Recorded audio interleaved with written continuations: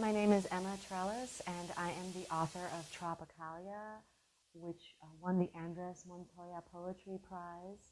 And the reason it did so is because it was selected by this wonderful poet next to me, Silvia Curbelo. She's the author of The History of Water and the chapbook Ambush.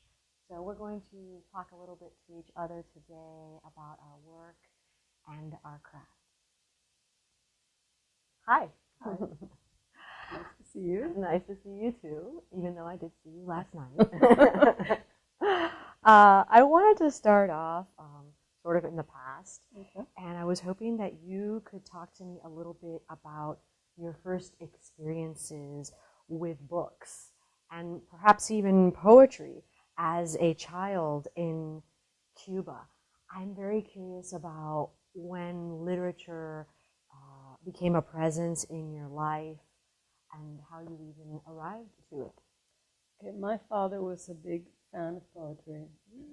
He memorized poems. He loved all the classics of the Spanish poets, Antonio Machado, Federico Garcia Lorca, although he only liked Lorca's earlier work, the Gitano stuff.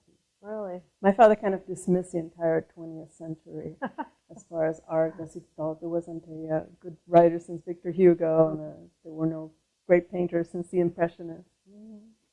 So, but anyway, he would memorize poems, and when he would be shaving in the mornings, he would recite them.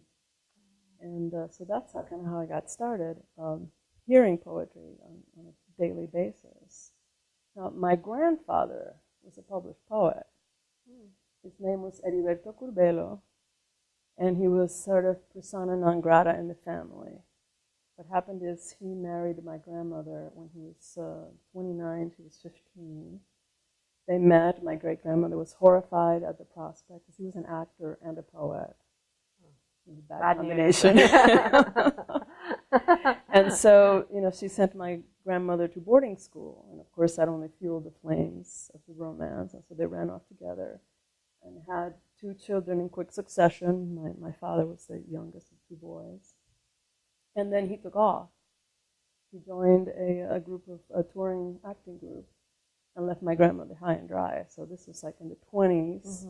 My grandmother was a divorcee in the 20s, which is quite scandalous. Not only in the 20s, but then it was Cuba, and then it was a very small city, very provincial. Matanzas, right? Matanzas, yes. Beautiful city. So, his name was, I've never even seen a picture of my grandfather. And needless to say, I've never seen his work. But my father got curious at some point in his life and went to a library in Havana and found some of his work. And I don't know if he found actual books or if it were just poems in magazines. But he was very impressed, and that inspired him to write. So he wrote poetry all his life. But so your father's a poet as well? Yes, he never pursued it professionally. He never tried to publish it. He just did it for himself. But he was not a bad poet. So, I kind of grew up in that atmosphere. Interesting. I didn't know that about you at all. And that whole story is almost like a historical novel of sorts. I mean, it's quite a story. Interesting. Have you ever thought about writing about it? I have. My father actually wanted me to be a novelist. He thought, even though he loved poetry, that it was a chance of success at writing something else. But I'm not really seriously considered it. Who knows? It could happen. What about after you came to the States? What happened with reading and literature then? Did you speak English in Cuba, or did you learn it here? No, we left Cuba when I was 11, and I did not speak a word of English. Our family got kind of split up. My mother, my grandfather, and I went to Mexico City because I had an uncle who lived there. And then they wouldn't let my father leave with us. He left through Spain. So we were apart for a year, and then we met up in Miami. And we lived in Miami for, a year. And my dad had gotten a job as a janitor in a hotel. We were talking about this last night. And then he got an opportunity to teach at a small private high school in Iowa, Carroll, Iowa. Beautiful little town. An anomaly, because it was a Democratic Catholic town in a Republican Protestant state. That is an anomaly. So we moved there, and that was a really great experience for me.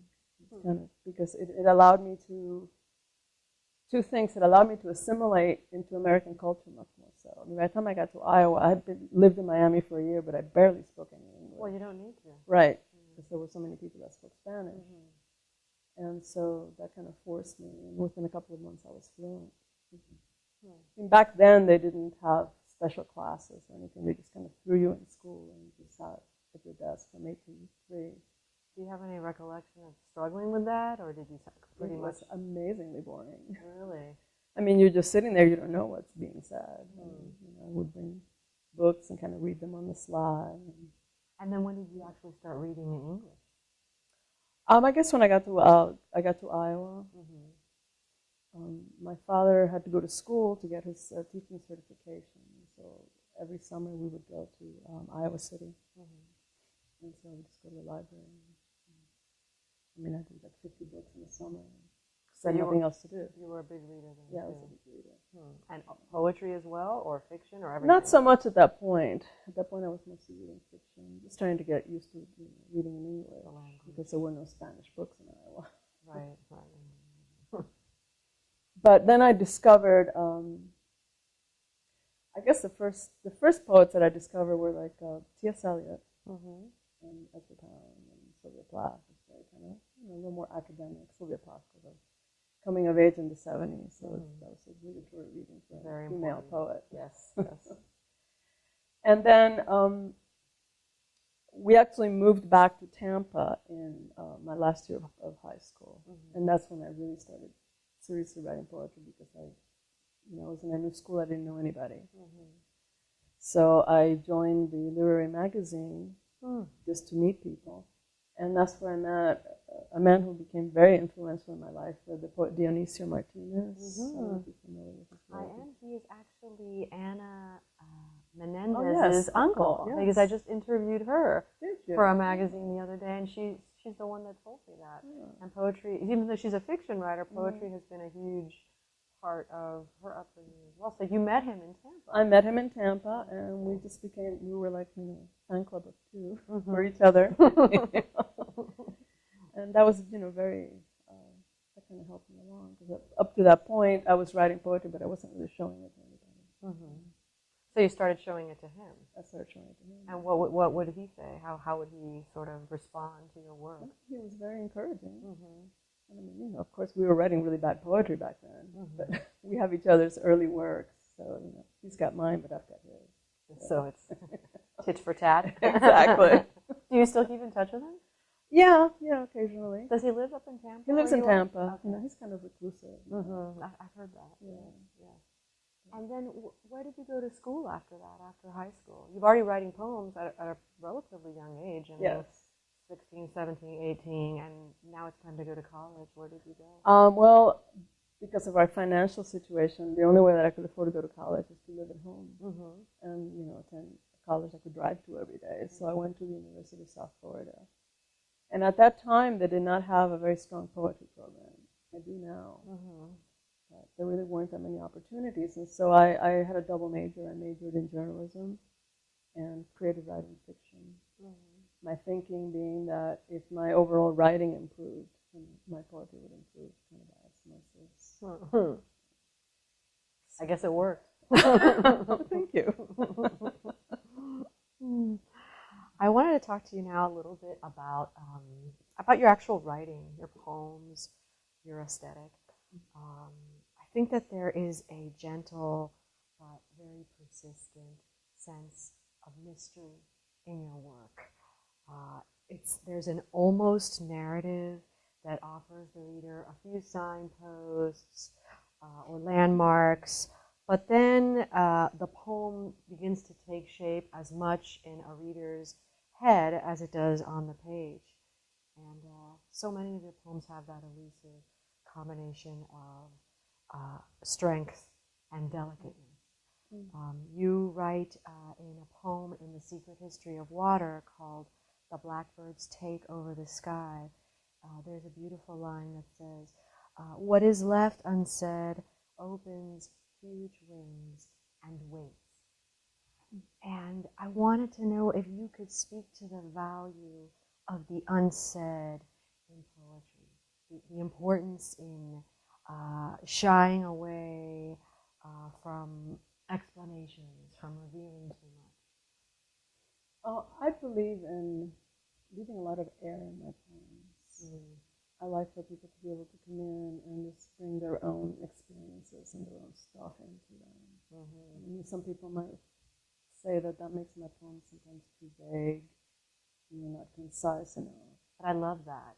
I mean, I really felt like it was an interactive experience the first time I read that book of poems. I didn't know quite what was going on sometimes exactly, but I could tell, in general where I was. There were those landmarks that I mentioned. There were familiar objects in the room, to use a metaphor. But then it really kind of almost, it could become about me. It could become about someone I love as much as it is about you. And I like this idea of leaving a lot of air in your poems. Now that you put it that way, that's exactly what they feel like. That's what I strive for, because those are the poems that appeal to me. You can kind of walk into the poem, walk around, and just kind of feel the poem all around you. So it is an interactive experience. Where do you draw inspiration? I guess I'm interested in how a poem happens for you. Generally, a poem almost never begins with subject matter for me. It's always an image, just a feeling. I know it's always not supposed to say, but I try to create an atmosphere. I'll get inspiration from other poets. I try to read people who write very differently than myself. We were talking about that last night. Yeah, it's like there's poetry that I read for enjoyment, but then when I'm trying to really kind of get some poems going, I'll find people like Michael Palmer, right? Michael who? Michael Palmer, C.D. Wright, John Ashbery. We were talking about last night. So you mentioned you studied in Bordeaux or in the south of France? It was in the south of France, so a little town called Lenapoul. That was a wonderful experience. I spent a month. I'd never been to Europe, and I got a fellowship through the Atlantic Center for the Arts.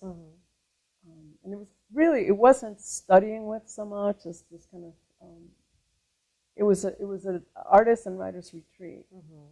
And that actually never had writers. This is the first time they had writers. And so John Ashbery was a master artist. So we had meetings, and he critiqued some poems, but primarily it was about sitting down to write. Just kind of doing my own experience. And there's something he said that just struck me as so poignant. He was talking about one of his professors that he had studied with, and I can't recall who it was. It was a British poet I was not familiar with. And he said, I learned more from watching that man put on his coat or light a cigarette than from any class I ever took. The whole idea of, poetry as this part of your daily life. Do poets put on their coats differently than other people? Maybe. Maybe. But just like being present in the moment, being attuned to your surroundings. Do you think that's what he was referring to? I think so. Your poems have a lot of references to music. Guitars, violins, Janis Joplin, radios. I know your husband is a musician for many years. To what degree does your personal involvement or love of music impact your poems? I think it's all intertwined. I've always been drawn to musicians. It seems like my two best girlfriends are both singers. One of them is a singer-songwriter. One of them is a jazz singer. My husband, of course, plays rock and guitar player. I've always been drawn to that, and so I think it kind of is echoed in my work quite a bit. So when you write, do you also write for the ear? Oh, I absolutely write for the ear. Almost exclusively for the ear at first. At the very beginning of a poem, it's all about the sounds, how the words are coming together, the rhythms. Sometimes when I'm influenced by a poet, it tends to not be their ideas or their subject matter. It tends to be the sound of their lines. When read out loud, when I read a good poem, I always have to read it out loud. And then when I'm writing, I just read the poem out loud. And then afterwards, you start paying more attention to line breaks or punctuation or stanza. That comes later. Much later. So the first crucial element of craft for you is sound. Initially, I mean, that's a springboard for me. That's very interesting because that's very akin to songwriting. So you are kind of writing songs initially, and then in a way you're transforming them into poems. Learning a lot about you. I have a related question, which is similar, about visual art. I've read some of your art reviews for Organica, Arts and Culture publication that you edit. And in the notes section of The Secret History of Water, you mention how the 3 poems in the book that have the same title as the book are not only inspired by a Cuban photographer named Thomas Lopez, but also that his work was instrumental in helping you discover the thread of the book. So I have a 2-part question for you. How did his work in particular help you shape the collection? I had a manuscript for years that I kept working over and over. I kept sending it to contests. Sometimes it was a finalist, sometimes not. And it just wasn't coming together. And then I went through a period where I didn't write for a while. It was my father was diagnosed with cancer and subsequently passed away. And then I went just kind of into myself a little bit and withdrew. And it was a mourning, basically. Anything in a long time. And then it was my birthday. And I decided to treat myself to lunch at this wine bar in Tampa. And so I had a couple of glasses of wine, and my boss had purchased for me as a birthday gift one of Thomas Lopez's photographs, which is the one that ended up on the cover of the book. That's a beautiful picture. And actually, no, that's not true. That's not the picture I had in mind when I was writing the poem. I sat down with this photograph in mind and just started down some lines. And I wrote the poem almost in its entirety at the restaurant, which is something that I can count on one hand the number of times that I've written a poem in one sitting like that. Yeah. Yes. And I was very pleased with the poem, and I went home, and so I'm looking at the manuscript and said, well, I want to include it in the book. And so I started looking through the book, trying to find a place for it. And it kind of dawned on me that was like a central image in the book with that poem. So I wrote a series of Secret History of Water poems. Initially there were 6, I think. Only 3 of them made their way into the book. What happened to the other 3? They're floating around. A couple I cannibalized and took lines out of elsewhere. You do that too? Yeah. Oh, absolutely. Every scrap, right? Every thread. Can't waste any of it. No. It's all a gift. Yes, I agree. It's interesting that picture, it actually helped you figure out sort of a central theme, as you said, in the book. Because when I've read that book, not just because the title has the word water in it, but there's so many images of water, and there's also a real fluidity to the poems, individually and the way they sort of move into one another. There's a real motion that reminds me of actual water within the manuscript. A funny thing is, like, the picture that I had in my head while I was writing the poem, which I thought remembering what the picture looked like, I got home and I looked at the actual photograph, and it looked nothing like what I was picturing in my head. So there are elements in the poem that weren't included in the picture. What were you picturing, and versus what the photograph actually was? Oh, I pictured trees, like tree branches. I pictured all these other elements that just weren't there. And then, so the memories. So the photograph didn't even have any of that at all. Not at all. So a lot of times when I write something based on something, by the end of the poem, it has very little to do with the original. I think that's great, though, because you're not limited by what exists. poetry has more in common with visual art than with, with even like fiction or prose. Because it's, it's imagistic, it's about impressions. And I think if people viewed it, I mean, poetry has such a bad rep because of the way it's taught in the schools, I think. I think more people would read poetry if they didn't feel compelled to have to try to explain what this line means or that line means, because that's the way we teach poetry, especially like in high school. So, I mean, I think if people approached the reading of a poem the way they approach looking at a painting, or looking at a photograph, they would get much more out of it. More kind of experience.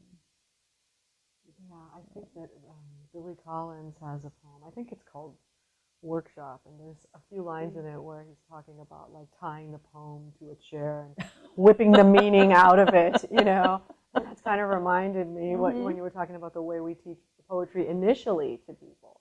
And then later on, if you pursue it as a form of study or a form of writing, then you kind of, investigate the nuances that you're talking about.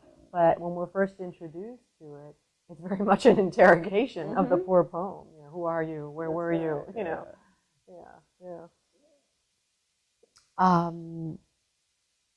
I wanted to talk to you a little bit about your career as a journalist.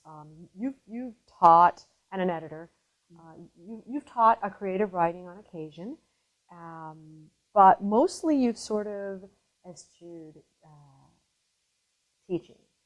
For the most part, you've just worked as an editor, really, and a reviewer of books and of art.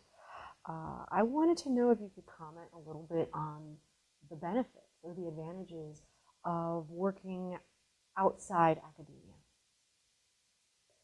Well,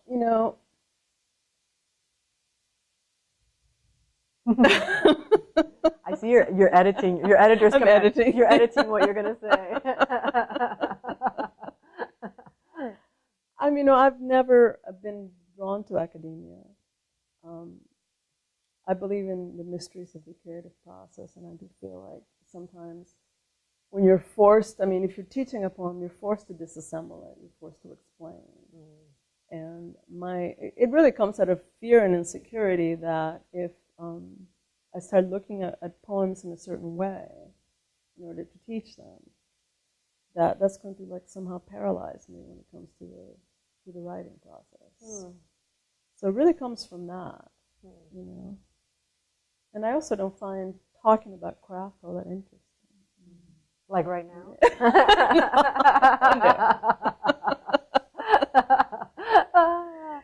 I mean... yeah, on a continual study, like day in, sort of day out basis.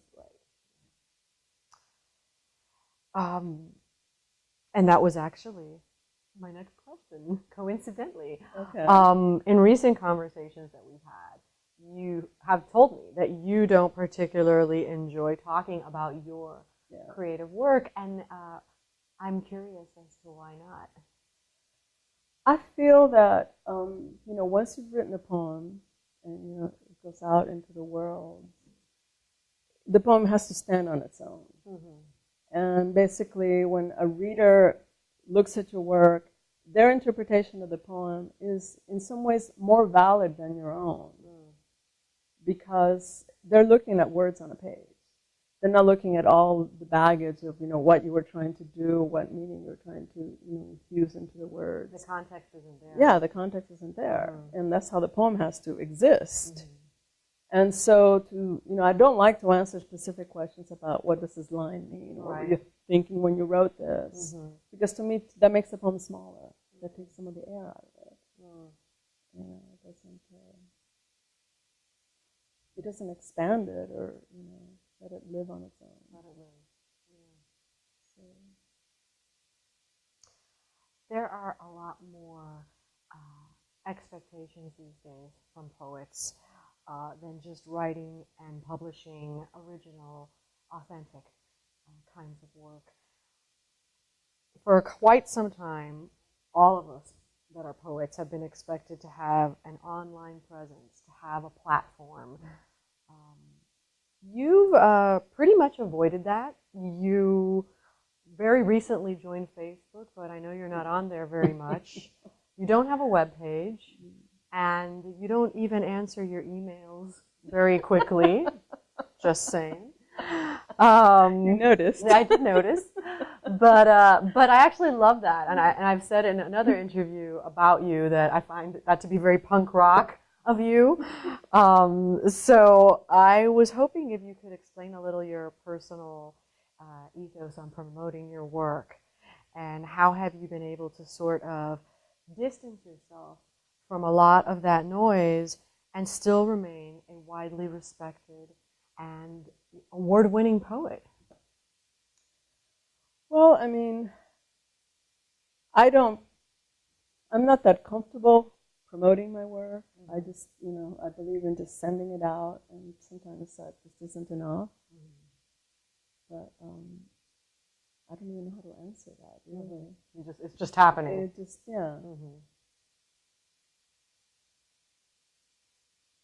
That's okay. There can be a lot of silence after a question like that. But you know what? I mean, that's an answer. You just don't really know how that happened. I mean, it just sounds to me like... I think some of it is like, I'm a very slow writer. It takes me forever. I can have like 15 different poems in different stages of completion on my desktop at one time. And, that takes so much energy that I guess, maybe it's just a lack of energy of, trying to pursue, the other avenues. So, I mean, once, I haven't had a book out in a while. So once, I'm putting a book together now. So once that happens, then I will spend some time, sending the book out for reviews, and, I may even get a... You think so? You'll break down? I did notice that you do have a smartphone. So you're not super technologically averse. I actually don't have one. I have a web page that is like a year behind. I never go on it. It's a nice web page. And update it. Yes, it would be if it was actually something current on it. But yeah, it's not that. So then you don't feel uncomfortable with technology. You just prefer to focus on actually writing the poems and finding a place for them in the world. Because there's so little time in the day, really. I have a job, I have a family, I have a life, and poetry is a big part of that life. But it gets relegated to little snippets of time here and there. So it's really just a practical thing. Is that how you work? You don't really have a regular routine as far as writing comes. You just kind of try to fit it in when you can, or when you feel. I should, get up, 5 a.m. and write for an hour every day, kind of thing. I don't. I think everybody works differently. I used to feel like that too. Like I should get up in the morning or before I go to bed at night. But I think everybody works differently. I mean, I was just telling you last night that I recently went on hotwire.com and got a hotel room for 2 nights, a cheap hotel room, and just kind of holed up for 2 days, wrote 3 poems. Yeah, I loved that, and it's such an interesting, like, indie way of making your own retreat, and not have to submit applications or, pay expenses. It's very time-consuming. Very time-consuming, and then the travel, it's sort of draining and expensive, and I really like that idea, and I'm totally going to steal it from you. Okay, just a couple more questions. Who are you reading now? I just got the collected works of Jack Gilbert. Oh, yes. One of my heroes. So I'm really looking forward to seeing all those wonderful poems in one space. It's terrific. He's someone that I feel like really pursued the writing of poems as opposed to the career of poetry. Yes, very much so. He's off on the Greek island with the goats and lots of beans. And his lovers. Yes, well. Very romantic. Those two. Yes, I love his work too. I love it. What aspects of craft do you think are essential for emerging or beginning writers to develop? I think number one, and this is so tried, but the reading ability. I think you have to read everything you get your hands on, and read outside your comfort zone. If you're someone who's drawn to contemporary poetry, read the classics. I like the way you put that. Read outside your comfort zone. That's actually something that I've just started doing within the last couple of years, and I really agree. It's so valuable. Yeah, and that's a huge piece. It really does. I wish you would have told me that sooner, but I didn't know you. It just opens up, a different parts of the world. Yeah, definitely. I've just been reading an anthology of East European poets. Like with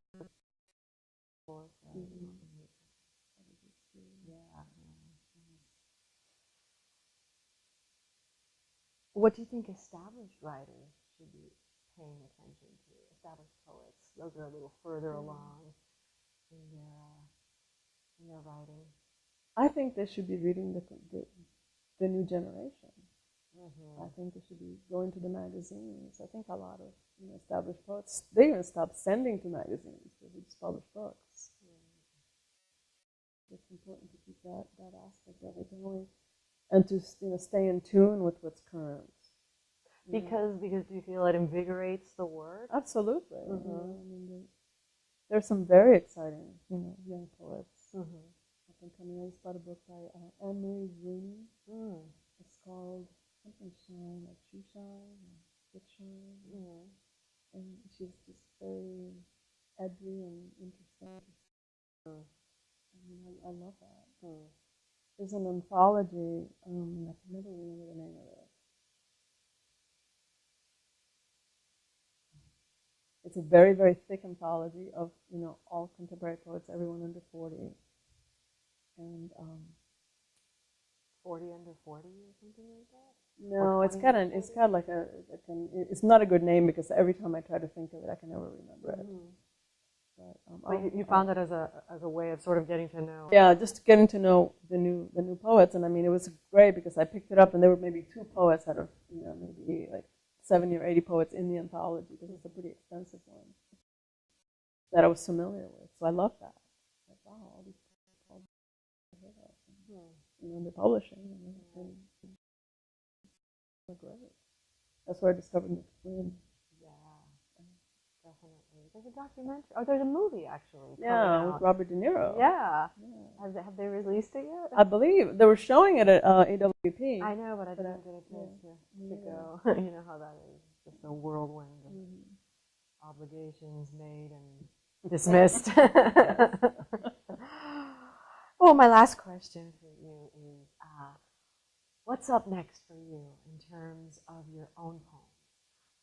What are you working on? What's in the immediate horizon or the distant horizon? I'm working on a new collection that I've been working on for a while, and I actually have committed to when it gets pressed. So we actually have a date to come out probably the end of next year. Well, that's good to have a So deadline. now, Yes. They basically said force yourself. Because I've had enough poems for a while. It's just a matter of blending them together into a cohesive whole. That's a pretty difficult thing to do, especially for me. Do you have a title? I do. It's called Falling Landscape. It sounds like the title of a painting. It is. It is? There's a painting by William Faulkner.